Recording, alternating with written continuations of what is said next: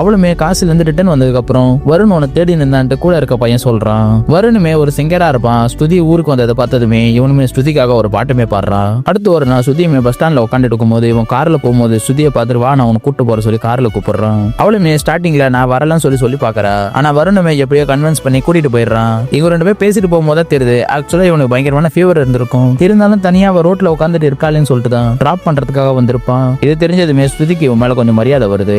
அடுத்தபடியா அவ திரும்பவுமே புக் எழுதுறதுக்காக அப்படியே காஷ்மீர் வரைக்கும் போயிருக்கா. இதை தெரிஞ்சுக்கிற வருணுமே அவளை பாக்குறதுக்காக அவ காஷ்மீருக்கே போயிடுறான். அவனை பாக்குற ஸ்ருதியுமே நம்மளுக்காக ஒரு காஷ்மீர் வரைக்கும் வந்திருக்கான்னு சொல்லிட்டு சந்தோஷப்படுறா.